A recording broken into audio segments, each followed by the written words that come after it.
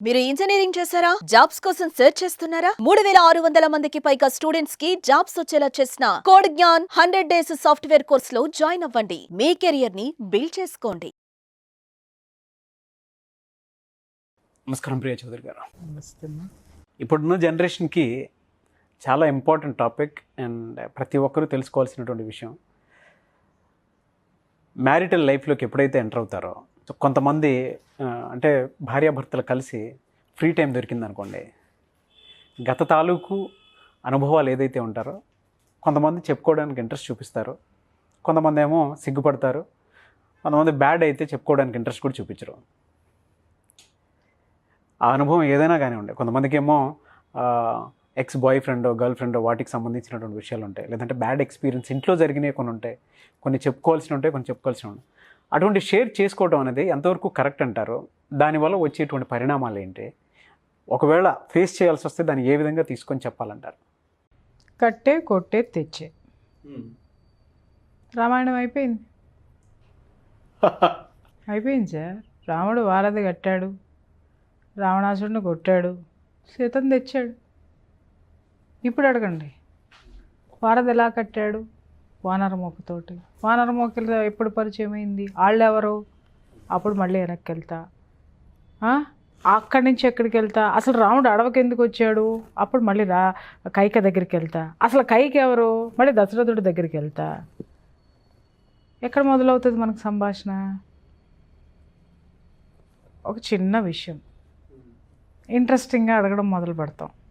ఏం చెప్తారు? నాగరాజు గారు హ్యాపీగా సాయంత్రం కూడా బాల్కనీలో కూర్చొని విద్య గారు ఒక కాఫీ ఇచ్చి 2 బజ్జీలు ప్లేట్లో పెట్టి తెచ్చిస్తే, సూపర్ అబ్బా, అసలు ఈ బజ్జీలు నేను డిగ్రీలో ఉన్నప్పుడు రా విద్య అక్కడ కూర్చొని మా కాలేజ్ ఎదురుగుండా ఉంటే నేను పలానా ఐశ్వర్యరాయి ఇద్దరం తినేవాళ్ళం. సూపర్. అరే బాగుంది సార్. క్లాస్మేట్కి ఐశ్వర్యరాయి తెలియకుండా ఉండకూడదని ఏమన్నా ఉందా అక్కడ? తెలియకుండా ఉండకూడదని ఏం లేదు కదా. అనగానే విద్య ఎమ్మటే ఆలోచిస్తారు ఏంటంటే, నేను వీడి క్లాస్మేట్ ఉంది కదా, ఈ ఐశ్వర్యరాయ్ ఎక్కడి నుంచి వచ్చిందని, ఐశ్వర్యరాయ్ ఎవరు అని అడుగుతుంది. ఎక్కడో కొడుతుంది అన్నమాట. క్లాస్మేటే కదా అని చెప్పేసి చదని, ఐశ్వర్యరాయ్ నీకు తెలవదులే, మంచి ఫ్రెండు, మంచి ఫ్రెండు అనగానే అవునా అనగానే ఓహో అనేసి ఆవిడ ఊరుకుంటారు. అయిపోయిందా? ఆవిడ మనసులో ఈ ఐశ్వర్యరాయ్ ఎవరో బయటికి తీయాలి, ఖచ్చితంగా తీయాలి. ఎందుకు అనంటే అక్కడ తన కాంపిటేటివ్ పర్సనాలిటీ కదా. ఆ ఐశ్వర్యరాయ్ ఎవరు చివరికి చూస్తే ఐశ్వర్యరాయ్ ఎవరు, ఏ ఫ్రెండ్, ఏ వయసు అంటే మా లెక్చరర్ అని చివరికి మీరు చెప్పారనుకోండి, తుస్సుమంటుంది. దానికి గొడవే ఉండదు అక్కడ. ఆ లెక్చరర్ కాకుండా మా ఇంటి పక్కన ఉండేదిలే, లేకపోతే మా అక్కాళ్ళ ఊరు వెళ్ళినప్పుడు ఉండేదిలే. మీ అక్కాళ్ళ ఊరికి విద్య రాదుగా, మీ ఊళ్ళో ఉన్న కాలేజీకి వచ్చింది కానీ మీ అక్కాళ్ళ ఊరికి రాలేదు కదా పాపం ఆవిడ. మరి అక్కాళ్ళ ఊర్లో ఉన్న ఫ్రెండ్ గురించి చెప్తే బుర్ర ఏమవుతుంది? బుర్రలో ఏం జరుగుతుంది సార్? జోరి పురుగు తొలుస్తానే ఉంటుంది కదా. అప్పుడు మీ అక్క దగ్గరికి వెళ్ళి కూర్చుంటుంది. వదినా మరి ఏంటి ఐశ్వర్యరాయ్ అంటే ఎవరున్నారు, వీడికి అంత సీన్ ఉందా అని అడిగింది అనుకోండి. ఆవిడ అబ్బా చెప్తుంది, అరే వాళ్ళిద్దరు పెళ్లి చేసుకోవాలనుకున్నారా అందనుకోండి. ఇంకా అనగానే స్టోరీ మొత్తం అక్కడ వస్తుంది. మీరు ఎక్కడ మొదలు పెట్టారు? బజ్జీలు బాగున్నాయి, అయిపోయిందిగా. అయిపోయింది. ఐశ్వర్యరాయ్ ఎందుకు వచ్చింది మధ్యలో అంటే ఆనందం మీకు బజ్జీలు చూడంగానే. అంటే అక్కడ ఏంటి, మీ భార్య దగ్గర మీరు మీ గొప్ప చెప్పుకుందామని చెప్పేసి అని గవాల్ని నోరు జారారు. ఓకే, అంతవరకు బాగానే ఉంది, ఎవరు అన్నంతవరకు బాగానే ఉంది. కానీ తను మీ లైఫ్లో ఏం జరిగింది అనేటటువంటి క్యూరియాసిటీ ఎప్పుడైతే మొదలవుతుందో మీ జీవితంలో ఉన్నాయి తరచి తరచి తరచి చూడడం అనేది మొదలవుతుంది. అది ఐశ్వర్యరాయ్ విషయంలోనే ఆగిపోదు. ఇంకెంతమంది కల్పనా రాయ్ అన్నా, లేకపోతే ఇంకేదన్నా రాయిందా, ఇంకేదన్నా రప్పుందా, మొత్తం ఎతకటం అనేది మొదలు పెట్టేస్తూ ఉంటారు. అట్లాగే ఇంకా చెప్పాలి అనంటే అట్లా మొదలైనటువంటి సంభాషణ ఎక్కడికి వెళ్తుంది? లేదు విద్య మీ క్లాస్మేట్ కాదు, అప్పుడే వచ్చారు ఆవిడ మీ లైఫ్లోకి వచ్చారు. ఎక్కడో బయట సంబంధం వచ్చింది, పక్క ఊరు నుంచి వచ్చింది. అబ్బా ఐశ్వర్యకి నాకు బాగా ఇష్టం రా అని అన్నారు అనుకోండి, అప్పుడు సీన్ వేరుగా ఉంటుంది కదా. అప్పుడు మీరు ఏం చెప్తారంటే అనగానే అవునా ఇట్లాంటివి కూడా ఉన్నాయా అని అనగానే అసలు అబ్బో అసలు ఆవిడ ముందు మీరు ఎంత రొమాంటిక్ అయ్యో రొమాంటిక్ మ్యానో తెలియాలి అనేసి రెచ్చిపోయి చెప్తా ఉంటారు. విషయం ఏంటంటే మిరపకాయ బజ్జీ మీరు తింటున్నారు, కారం ఇక్కడ మొదలవుద్ది. అర్థమైందా? కానీ మీరు దేంట్లో ఉంటారు, కారం మీకు రాదు సార్, ఎందుకంటే మీరు ఆ జ్ఞాపకాల్లో ఉంటారు కదా, ఐశ్వర్యరాయ్ జ్ఞాపకాల్లో ఉండి రెచ్చిపోతూ ఉంటారు మీరు. బట్ కారం ఇక్కడ, రైట్? సరే, అది ఒక సెక్టర్.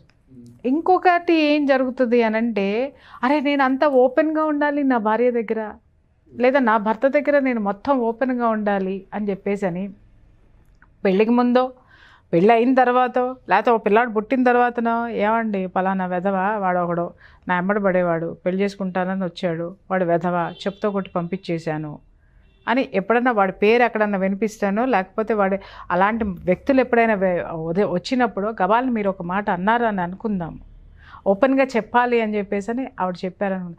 అవునా ఎన్నాళ్ళు ఎమ్మడబడ్డారు?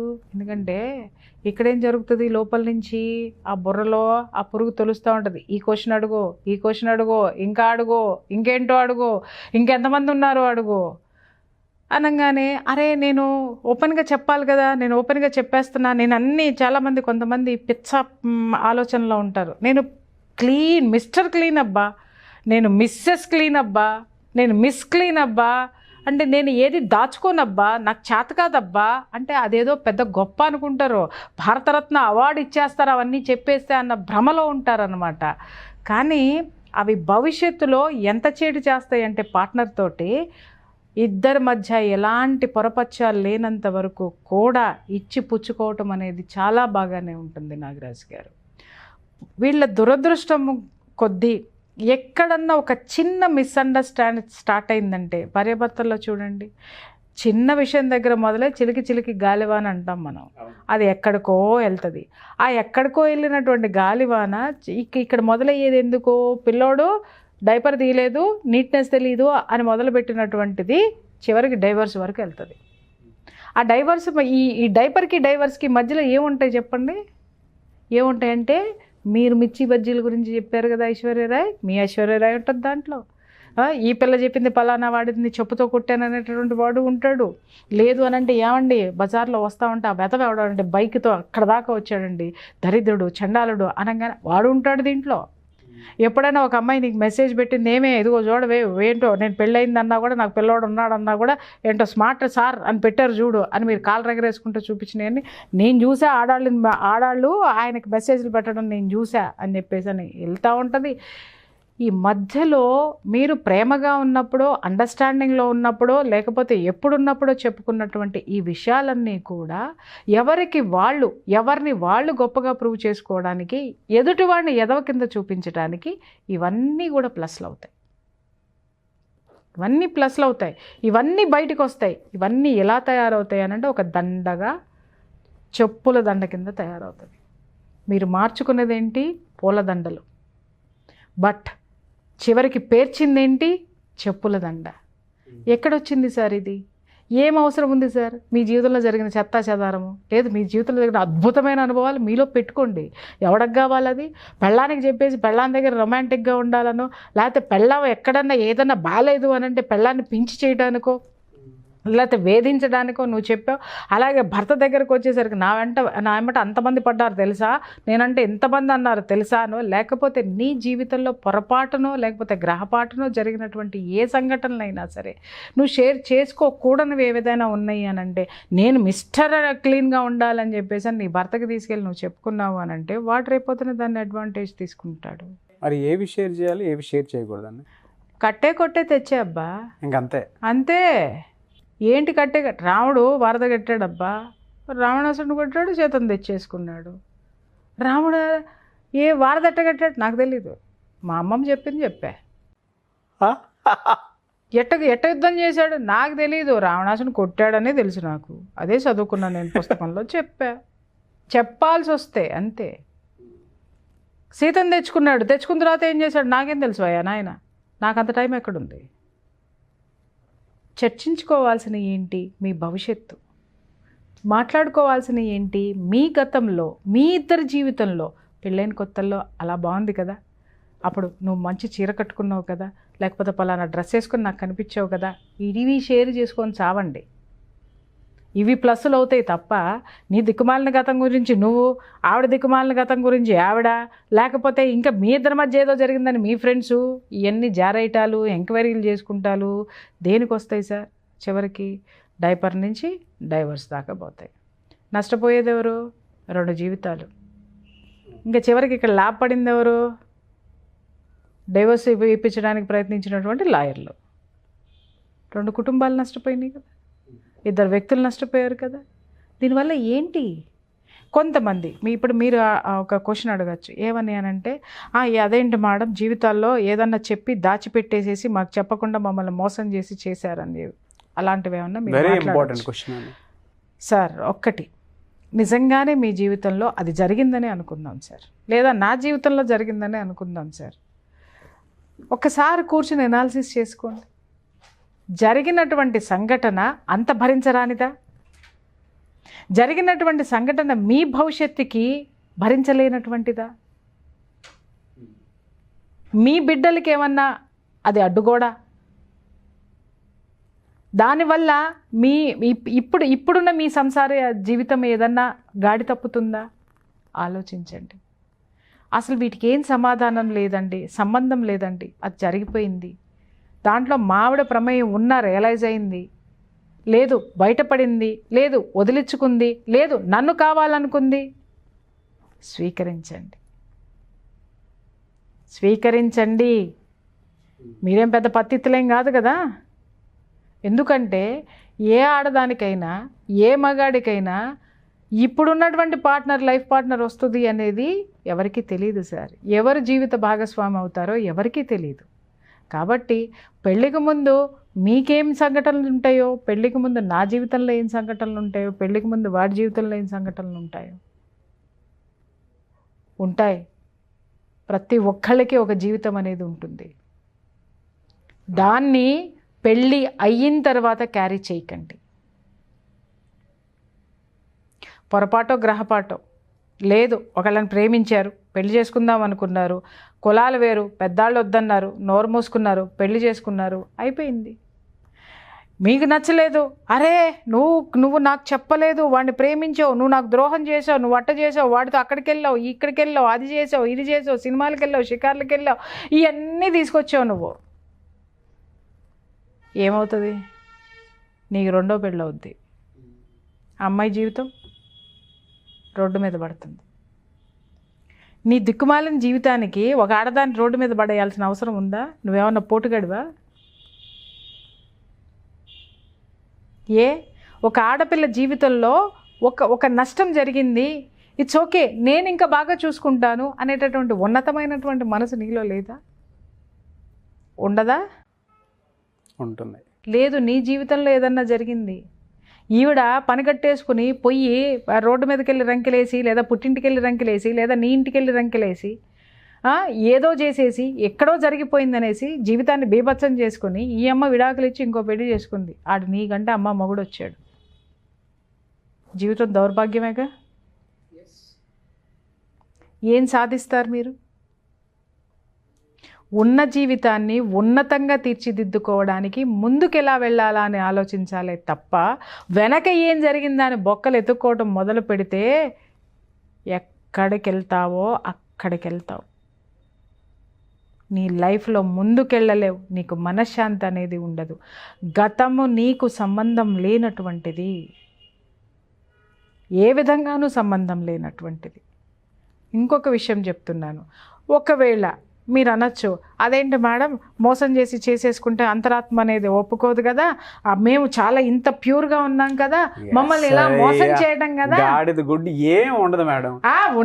సార్ అమ్మ చాలా మంది ఆర్గ్యూ చేస్తారు సార్ అని అన్నప్పుడు, ఈమైనా అతనైనా పెళ్లికి ముందు ఒక డిటెక్టివ్ని పెట్టుకొని మొత్తం రంధ్రాన్వేషణ మొత్తం చేసేసి మిస్టర్ క్లీను మిస్ క్లీన్ అనుకున్నప్పుడు చేసు సావండి.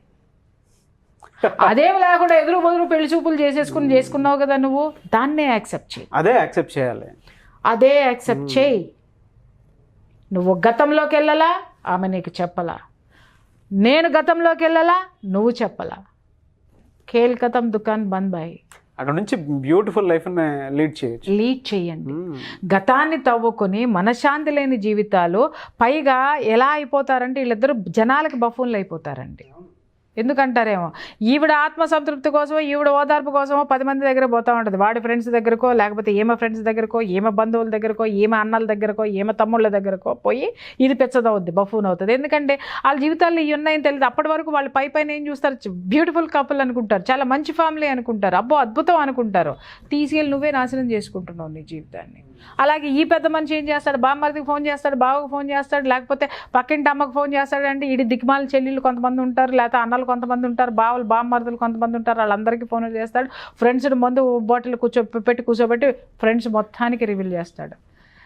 నేను ఒక్క విషయం అడుగుతున్నాను సార్, పార్ట్నర్స్ ఎవరైనా సరే, భార్య అయినా సరే, భర్త అయినా సరే, మీరు ఓపెన్ చేసే బాటిల్ మూత ఓపెన్ చేయగానే గబ్బు ఎట్లా అయితే మొత్తం వ్యాపిస్తుందో, ఆటోమేటిక్గా మీ నోట్లో నుంచి బయటకు వచ్చినటువంటి మీ యొక్క కుటుంబం యొక్క సీక్రెట్, మీ పార్ట్నర్ యొక్క సీక్రెట్ మాత్రమే, వాళ్ళని మాత్రమే మీరు వాళ్ళ తప్పుల్ని మాత్రమే బయట పెడదామని అనుకుంటున్నారు. కానీ ఇండైరెక్ట్గా ఆ ఎఫెక్ట్ మీకు కూడా ఉంటుంది. 100% అండి. మీ కెరీర్ మీద ఉంటుంది, మీ గ్రోత్ మీద ఉంటుంది.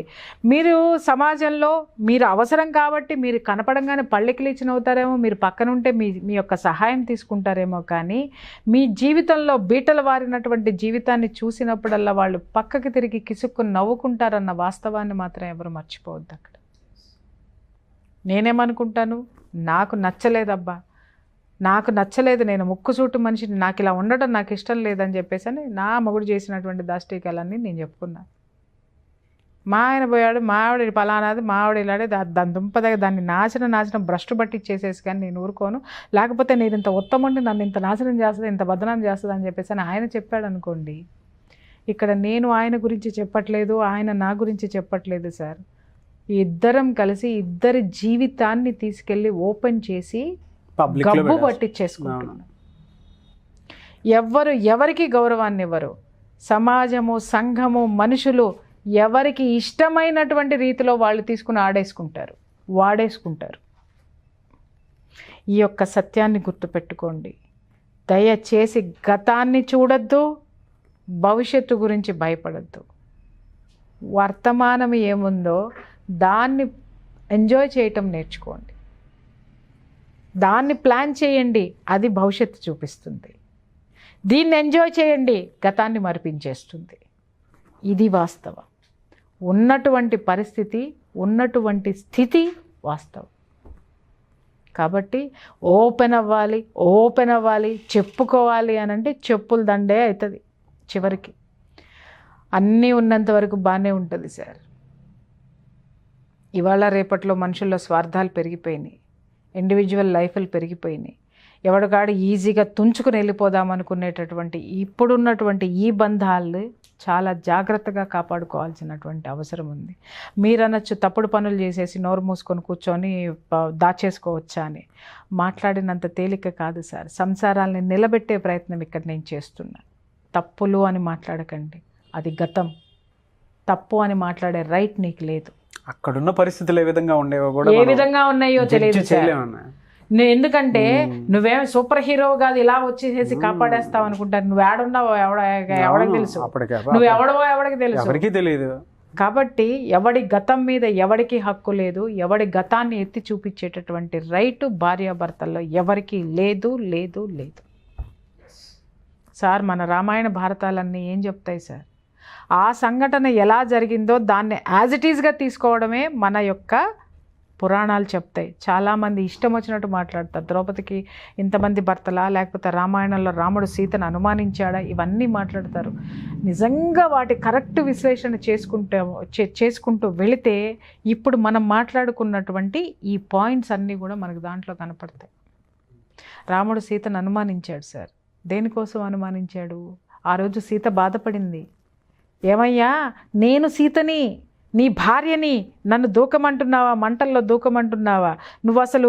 నువ్వు ఒక మహారాజువి, నువ్వు ఒక శౌర్యుడివి, నువ్వు ఒక పరాక్రమవంతుడివి, నేను నీలో సగభాగాన్ని లేదా నేను నీలో ఉన్నటువంటి ఆత్మని అని చెప్పేసి ఆవిడ ఒక తిరస్కారమైనటువంటి చూపు, జాలితో కూడినటువంటి చూపు, అలాగే అతన్ని పించి చేసేటటువంటి ఒక షార్ప్ చూపు చూస్తుంది ఆయన్ని.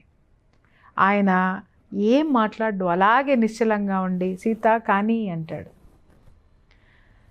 ఈ విషయము సీతాదేవి ఎప్పుడు గ్రహిస్తుంది అనంటే, పట్టాభిషేకం జరిగిన తరువాత చాకలవాడు ఎప్పుడైతే ఆమెను అనుమానిస్తాడో ఆ రోజున గ్రహిస్తుంది.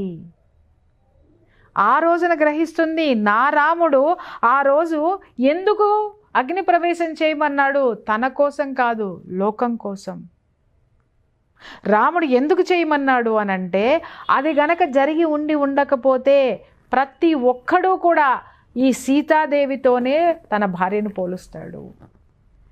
తన భార్య ఎంత ఉన్నతురాలో ప్రూవ్ చేయటం కోసము ఆయన ఆ సంఘటనని ఆ రోజు ఆ పరిస్థితుల్లో అది చేయడం జరిగింది. ఆమెను అడగడం జరిగింది, అగ్ని ప్రవేశం చెయ్యమని అడగడం జరిగింది. కానీ అన్ని జాగ్రత్తలు పడినా కూడా లోకం నమ్మలేదు సార్. ఏమో ఎవడు చూశాడు అని అంటాడు. అవును, అది జీవితం. ప్రాక్టికాలిటీ మన పురాణాలు చాలా చెప్తాయి. సో అక్కడ గతంలోకి వెళ్ళిపోయాడు రాముడు. ఏది అతను సీతాదేవిని అనుమానించాడు అనగానే గతంలోకి వెళ్ళిపోయి ఇమ్మీడియట్గా సీతాదేవిని తీసుకొని వెళ్ళిపోయి అడవుల్లో ఎందుకు పెడతాడు సార్? దేనికోసం అంటే, ఇదే సీతాదేవిని నా భార్య, నేను కట్టుకున్నాను, నా ధర్మపత్ని, నేను ఉన్నంత వరకు ఉంటుంది, నా ప్రాణము నేను విడవను అని వేదమంత్రాల సాక్షిగా నేను ప్రమాణం చేశాను అని చెప్పేసి ఆమెను కనుక ఆయనతో పాటు ఉంచుకొని ఉండి ఉన్నట్టయితే ఈరోజు సీతమ్మ గొప్పతనం గురించి మనం మాట్లాడే వాళ్ళం కాదు, రామాయణం గురించి మనం మాట్లాడుకునే వాళ్ళం కాదు. ఎందుకు అంటే ఆమె అదే అంతఃపురంలో ఉన్నట్టయితే ఆ రాజ్యం మొత్తం సీతమ్మ యొక్క గుణగణాల గురించి చాకలివాడు ఏం మాట్లాడాడో మిగిలిన వాళ్ళందరూ అదే మాట్లాడేవాళ్ళు. మాట అనుమానం అనేది ఆ యొక్క పదము ఆ అవమానకరమైనటువంటి పదాలు మనసులో నుంచి బయటికి ఒకళ్ళ నోట్లో నుంచి బయటకు వచ్చినాయి అంటే ఎంతసేపు సార్? నెగిటివ్ అనేది మనిషి ఎంతలో తీసేసుకుంటారు. Negative it is just like a magnet అండి. టక్కున ఆకర్షించేస్తుంది 10 మందిని. ఎమ్మటే ఆమెని నిండు గర్భవతి ఆ సిచ్యుయేషన్లో ఆవిడ మానసికమైనటువంటి ఆ బాధలు పడకూడదని చెప్పేసి ఆయన తరలించేశాడు అక్కడి నుంచి. క్షోభ ఆయన పడలేదా? మరి ఆయన పంపించేసిన తర్వాత అప్పుడు బహుభార్యత్వం ఉంది, బట్ ఆయన ఇంకో పెళ్లి చేసుకోవాలి కదా, చేసుకోలేదే. ఆమె ఎంత ఒంటరితనం అనుభవించిందో ఈయన కూడా అదే ఒంటరితనాన్ని ఈయన అనుభవించలేదా? రాముడి కంటే గొప్పవాళ్ళు అయ్యా వీళ్ళు? చెప్పండి. రాముడు మాట్లాడితే సినిమాలో డైలాగులు రాస్తారు, ఆ రైటర్ని చెప్పుతో కొట్టాలనిపిస్తుంది నాకైతే. రాముడు అనుమానించలేదా సీతని? రామాయణంలో సీత అనుమానించబడింది అని చెప్పేసి. ఒరే నాయన, రాముడు అనుమానించలేదురా. అనుమానించే జనాలకి ఆయన చెప్పాడు ఏంటి అనేది. ఆ సీతను ప్రొటెక్ట్ చేసుకున్నాడు ఆయన. అది గమనించాలి మనం ఇక్కడ. ఈజీగా ఈ మధ్య చాలామంది జనాలకి ఏందో సార్, రాముడి యొక్క క్యారెక్టర్ని చాలా ఈజీగా తీసి పడేసేసి చాలా తేలిగ్గా మాట్లాడడం అనేది నేర్చుకున్నారు. చాలా పొరపాటు. రామాయణం చదివారా అసలు ఎవరైనా? సార్ నేను ఇప్పటికీ 2 సార్లు చదివి ఉంటాను సార్. అంటే అంత సంపూర్ణ రామాయణం, వాల్మీకి రామాయణం చదవడం అనేది నాకు అది ఒక్కొక్క పేజీ చదవడానికి అర్థం చేసుకుంటానికే నాకు ఒక పేజీకే వారం రోజులు పడుతుంది. అంటే 2 సార్లు చదివానంటే అర్థం చేసుకోండి. అంటే అంతా ఉంటుంది సార్ దాంట్లో. మనం ఇలా చదువుకుంటూ వెళ్ళిపోతే రామాయణం కాదు, ప్రతి పేజ్లో ఎన్నో పరమార్థాలు ఉంటాయి. అది అర్థం చేసుకుంటానికి అంత టైం పడుతుంది. వీళ్ళు ఆ పుస్తకం ఎట్టుంటుందో తెలియదు, ఆ రామాయణంలో ఏముందో తెలియదు. ఒక్కొక్కళ్ళు ఏం స్టేట్మెంట్లు ఇస్తారు సార్, రాముడి మీద స్టేట్మెంట్లు ఇచ్చేస్తాడు, ఆ రామాయణం గురించి మాట్లాడేస్తారు. తప్పు సార్ అది. మనము ఒక మహాత్ముల గురించి మాట్లాడేటంత గొప్పవాళ్ళం మనం ఎప్పుడు కాదు. వాళ్ళ గొప్పతనాన్ని చెప్పడానికి మాత్రమే ఈ నాలుక ఉంది, అది గుర్తుపెట్టుకోవాలి. డెఫినెట్గానే. కాబట్టి ఎప్పుడూ కూడా గతమేంటి, ఆ గతం తాలూకు చిహ్నాలు ఏవైనా ఉంటే వాటిని చెరిపేసుకునేటటువంటి ప్రయత్నాలు చేయండి తప్ప వాటిని తవ్వి భవిష్యత్తుని మాత్రం నరకం చేసుకోవద్దు. నాకు తెలిసి ఒకడి గతం ఒకడికి తెలియాల్సిన అవసరం లేదు సార్. అది ఒకవేళ భయంకరమా అని అనుకుంటే ఎవరి డెసిషన్ వాళ్ళు తీసుకోండి. అంతేకాని దానికోసం ఒకళ్ళనొకళ్ళు అనుమానించుకుని అవమానించుకోవాల్సినటువంటి అవసరం లేదంటాను నేను. అలాగే భవిష్యత్తు, నీ గతము ఎదుటివాడి భవిష్యత్తుని లేదా మీ భవిష్యత్తుని ఇబ్బందుల పాలు చేస్తుంది అన్నప్పుడు ఆగిపోండి. ఆ జీవితం స్టార్ట్ చేయడం కానీ ఇంకొక మనిషిని నీ జీవితంలోకి ఆహ్వానించడానికి కానీ చేయకండి, ఆపేయండి. అంతే తప్ప చేసుకున్న తర్వాత నరకాలు చవి చూడొద్దు. అర్థం చేసుకుంటానికే ట్రై చేయండి. కుంతీదేవి కర్ణుడిని కంది సార్, తెలీదా? పాండురాజుకి తెలుసు, స్వీకరించలేదా భార్యగా? ఆ తర్వాత అదే వరంతో అదే మంత్రంతో ఆయన ముగ్గురిని కనలేదా? ధర్మరాజుని, అర్జునుడిని, భీముడిని. ఇప్పుడు చెప్పండి సార్, మనం ఎందుకు చదవాలి భారతాలు, రామాయణాలు, పురాణాలన్నీ? మన జీవితాల్లో చాలా సమస్యలకి పరిష్కారాలు అక్కడ దొరుకుతాయి. అవగాహన అద్భుతమైన అవగాహన దొరుకుతుంది. ప్రతి క్వశ్చన్కి ఆన్సర్ దొరుకుతుంది. నువ్వు కేవలం మగాడివి, అతను మహారాజు. ఆ సిచ్యుయేషన్స్, ఆ కుంతీదేవి వెనక ఉన్నటువంటి పరిస్థితులన్నిటిని ఆయన అర్థం చేసుకుని ఆయన కూడా దాన్ని వరంగా మార్చుకున్నాడు. జ్ఞానులు అవ్వండి, అజ్ఞానులు అవ్వకండి. గతం తెలిసిన తర్వాత జ్ఞానంతో ఆలోచించండి, అజ్ఞానంతో జీవితాలు నాశనం చేసేసుకోకండి. వర్తమానం చాలా ఇంపార్టెంట్ అండి. ఎస్, నిజంలో ఉండండి, వాస్తవంలో ఉండండి. వాస్తవంలో ఉండడం అంటే వర్తమానంలో ఉండడమే. యాక్సెప్టెన్స్ ఇంకొకటి. వర్తమానం ఏదైతే ఉందో దాన్ని యాక్సెప్ట్ చేయాలి సార్. యాక్సెప్టెన్స్ ఎప్పుడైతే మన మనసులో లేదో, నువ్వు 100 మందిని చేసుకో సార్, నీ మనసులో అసలు ఆ సాటిస్ఫాక్షన్ అనేది ఉండదు. నువ్వు ప్రశాంతంగా ఉండలేవు. నువ్వు 1000 మందిని చేసుకున్నా నువ్వు ప్రశాంతంగా ఉండలేవు. ప్రశాంతత నీలో ఉంది, మనుషుల్లో లేదు. నువ్వు యాక్సెప్ట్ చేసే వాస్తవంలో ఉంది. ఆ వాస్తవాన్ని నువ్వు అంగీకరించినంత వరకు నీ జీవితంలో ఎంతమందిని ఆహ్వానించినా నువ్వు ఆ మనశ్శాంతిని నువ్వు తెచ్చుకోగలవా? నెవర్. యాక్సెప్టెన్స్ ముఖ్యం. సో గతం కావాలా, గతకాలపు జ్ఞాపకాలు కావాలా అంటే జ్ఞాపకాలు ఇదిగో వెన్నెల్లో పడుకొని కళ్ళు తెలుసుకొని నీకు నువ్వు తలుసుకో.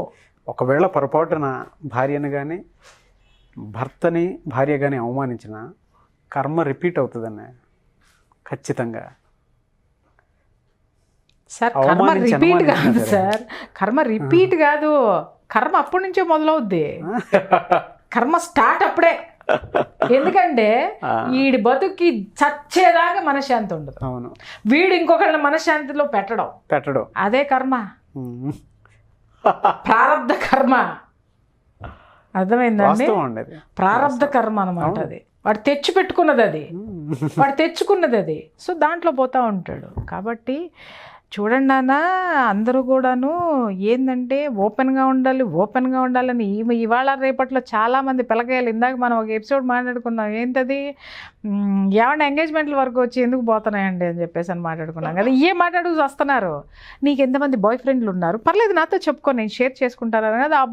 అబ్బా నాది చెప్పుడు, పర్వాలేదు చెప్పు, నీకు ఎంతమందితో ఫ్రెండ్షిప్ ఉందని చెప్పడము, ఆయమ్మ చెప్పేయడము, చివరికి చిరిగి ఏమవుతుంది, వివాహ ఆహ్వాన పత్రిక చిరుగుతుంది. కాబట్టి పిచ్చ నాటకాలు ఆడకండి, పిచ్చ ఆలోచనలో ఉండకండి. మీ జీవితంలోకి వచ్చిన తర్వాత మీరు ఎలా ఉన్నారు, మీ ఒకరి కోసం ఒకరు, మీరు గతం వైపు నువ్వు పోవద్దు, గతం వైపు ఉంటే, లేకపోతే హ్యాపీగా ఉండండి. ఉంటే చెప్తున్నా, ఎవరూ పోకండి.